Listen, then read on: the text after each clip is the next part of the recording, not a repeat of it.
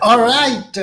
Good morning, good afternoon, good evening, everyone, from whichever part of the world you are. We are right now in something which is not normal, something which is not we expected, like a 6 month back. But I'm very glad that I'm part of this initiative where we are trying to raise fund, and that fund would be used to help people from in the COVID situations. So, as Clara said, that JavaScript is actually tricky, and at the same time, if you understand it, it is really useful and funny language to work with. So, my responsibility today in next 20 minutes is to simplify JavaScript for everyone. Does not matter whether you are an API developer, you are a Python developer, you are a C developer, C++ developer. I would try to simplify JavaScript for everyone in next 20 minutes. Now you may have a question that, hey, why I should go and really bother about JavaScript? And if I'll be brutally honest to you, you have to bother about JavaScript because at the end of the day you have to pay your bills, and eventually Python and JavaScript, two languages, are actually dominating the whole ecosystem. So, having said that, my name is Dhananjay Kumar. I am a teacher and consultant based out of India. I'm a Microsoft MVP. I'm a Google developer expert, and also I'm founder of a conference called NG India, which is one of the largest Angular conference on the planet. So, all right. So can we switch to the code now? And let us switch to the code. I hope you are able to see my screen now. So here, what I'm doing, I'm just using a notepad, that Sublime Text, to write JavaScript. Before we move ahead, JavaScript is. I always tell to my students that JavaScript is like a religion. You use it, we use it, or we misuse it the way we understand it. Like, for example, scoping, that where you should declare your variable inside a function, outside a function, whether you should use late, whether you should use const, what you should do that, how you can declare a variable, where you can use it. And if you really don't understand it, you are actually misusing it. So this statement is perfectly metaphoric. In a metaphor, it is perfectly correct for JavaScript, that it is like a religion and we use it or misuse it the way we understand it. So let me start with explaining it to you in such a way, become a good evangelist of JavaScript such that you don't misuse it. So like any other programming language, JavaScript also has a number type. Every programming language has a number. JavaScript also has a number. And in JavaScript, there is a special number called nan. Now, nan stands for not a number, and it sounds it sounds really very, vague, that what is actually not a number. So, to start with, let's say that you have a variable foo, and you can assign that variable with the value nan.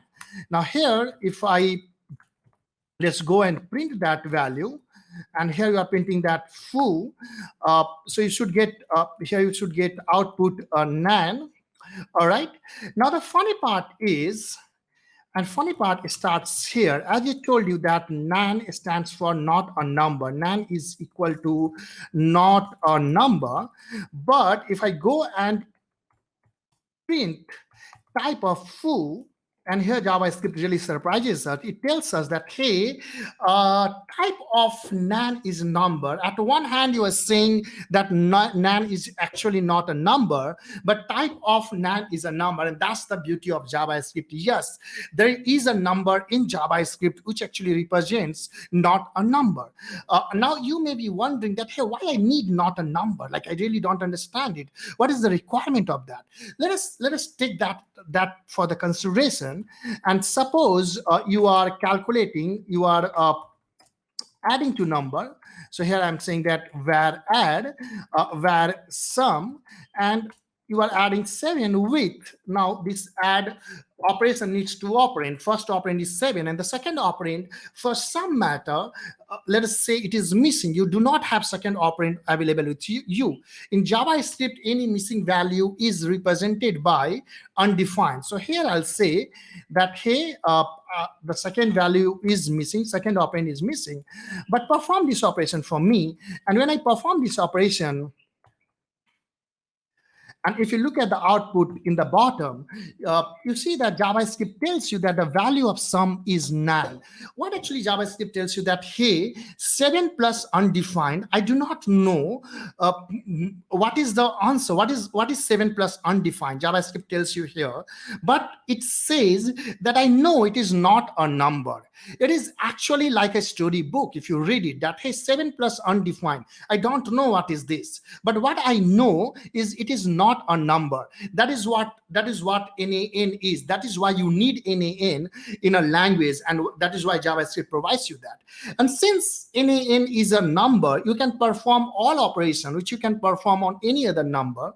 For example, you can add to a NaN, you can subtract from a NaN, you can do comparison of the NaN, and etc. So here, let me do one thing, and it may actually, you may like it. So I have now two variables with NaN, foo and sum. Now what I'm going to do here, I'm going to say that, hey, if foo is equal to sum, print some value yes, and if it is not equal to if they are not equal, print no. Now we know that value of foo and value of sum is undefined, but here we are getting output no. So in JavaScript, even NaN is not equal to another NaN. All right, then if NaN is not equal to NaN, maybe NaN is, okay, I can go and put on a triple equal to. Some of you might have this doubt in your mind, hey, can you change that to triple equal to? I changed that, but I still see this NaN is not equal to NaN. NaN is a very funny number.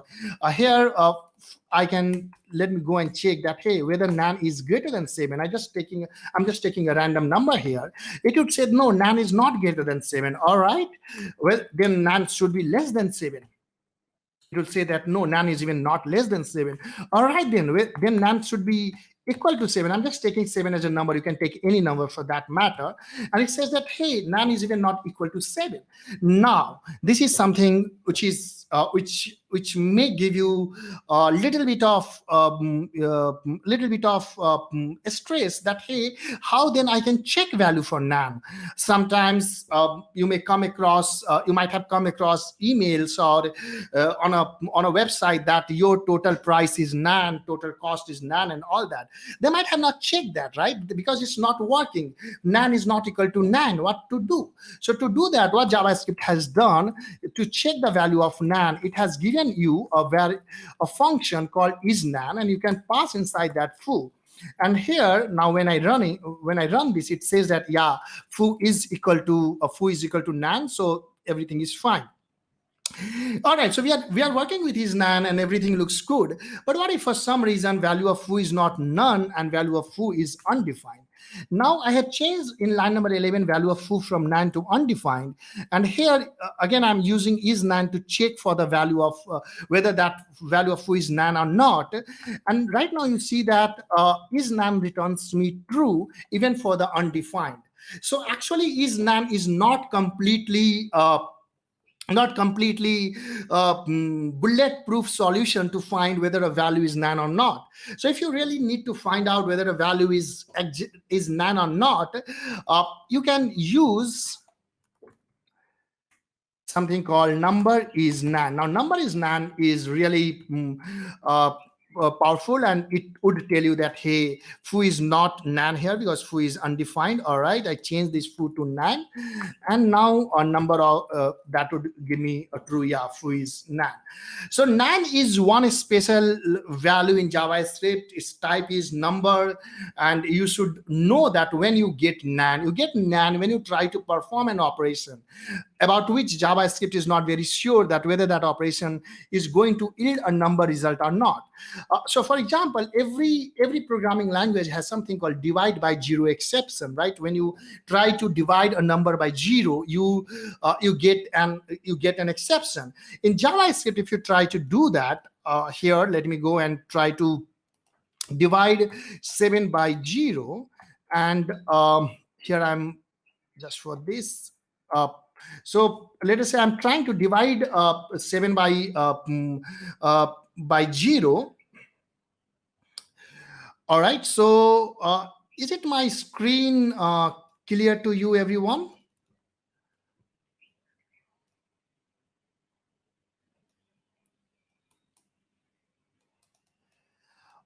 Can you see my screen?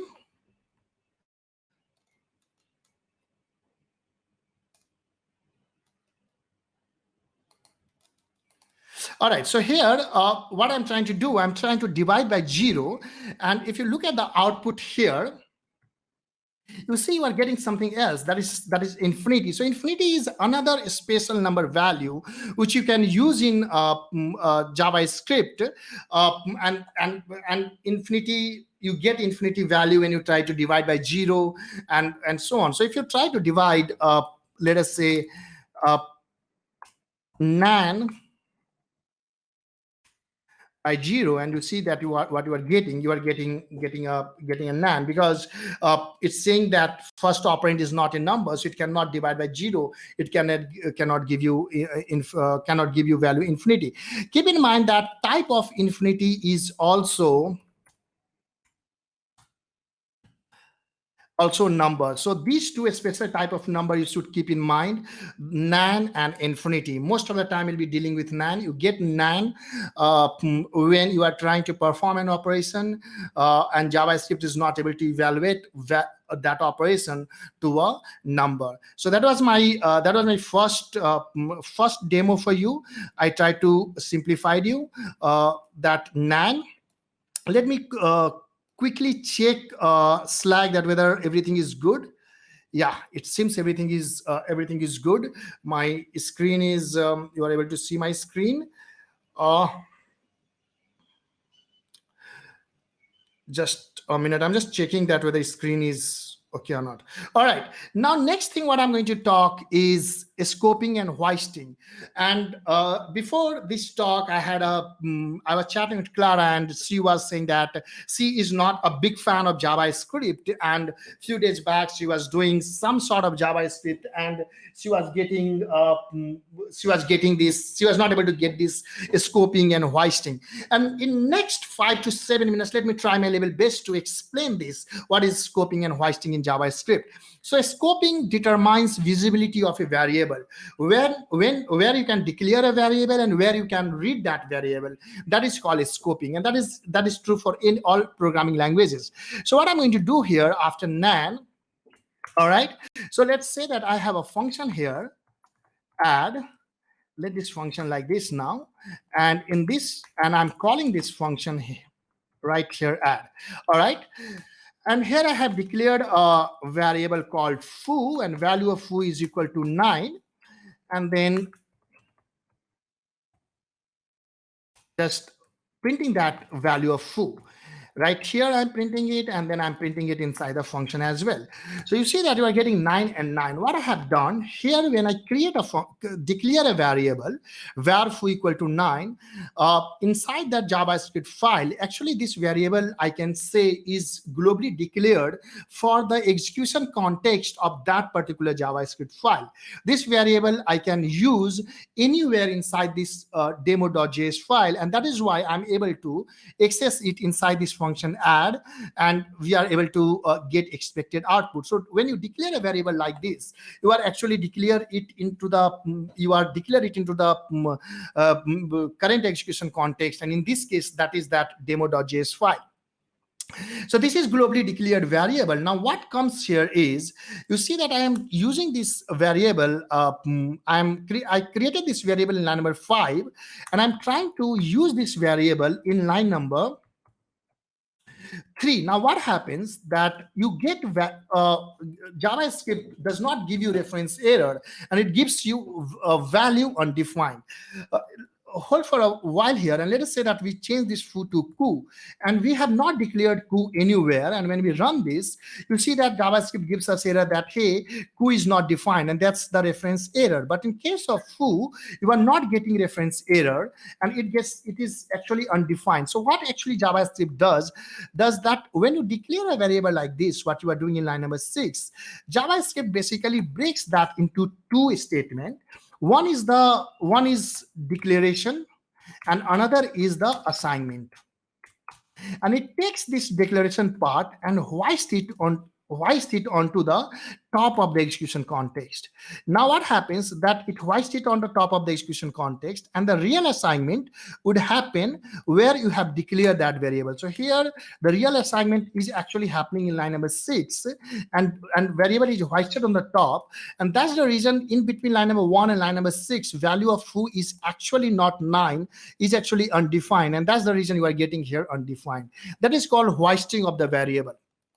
All right, so you can remember that by splitting that into the two statement, declaration would go onto the top, and the assignment will go inside where you are actually declaring and assigning the variable. So that's why when you print this value before its declaration, JavaScript does not give you error, and it gives you the value undefined. So here we learned about global variable, global scoping and undefined. Now let us see that what is variable shadowing and functional scope in JavaScript. All right, so what I'm going to do here, you see that in this function add, I'm creating one more variable.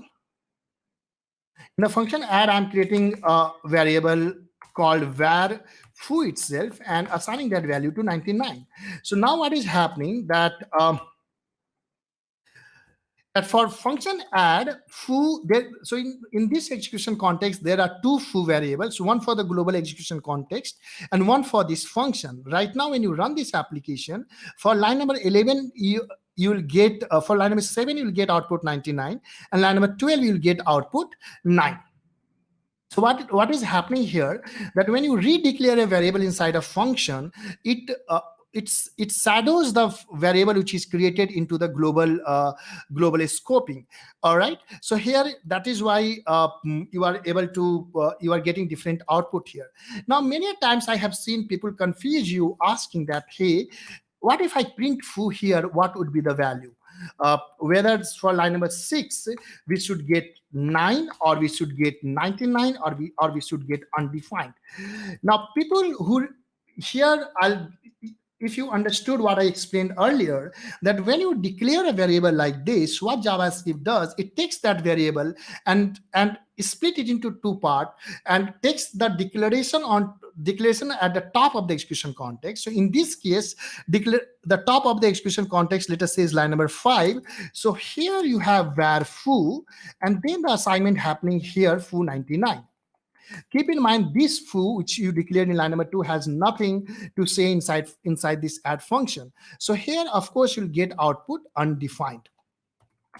Because that foo variable has been shadowed here, and you are getting undefined. Now you know that why you are getting undefined for line number 6.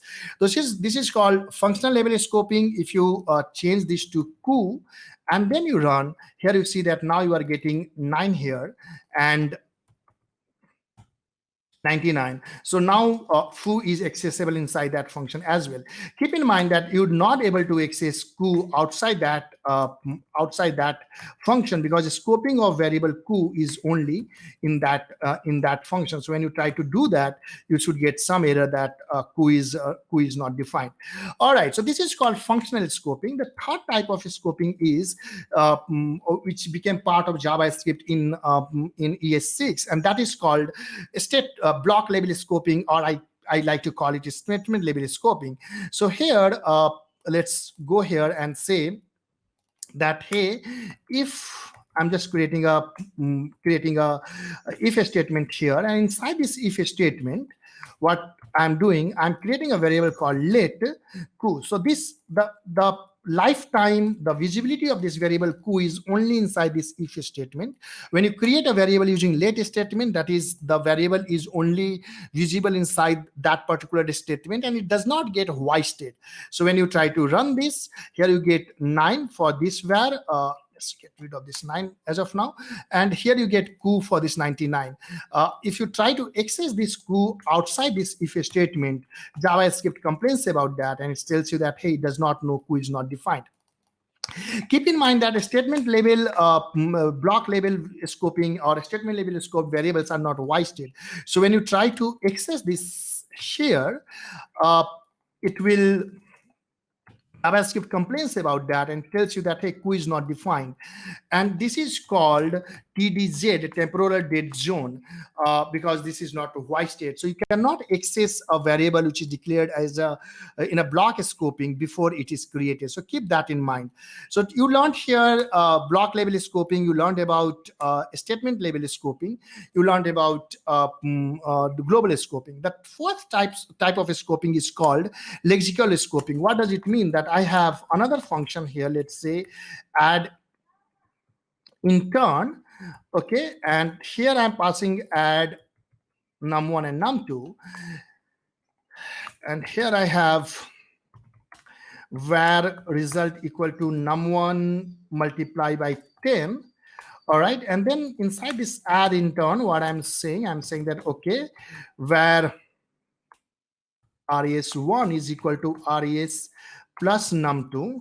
All right, and then from here we are returning res1, and from the external function we are returning add intern. All right, so when you do like this,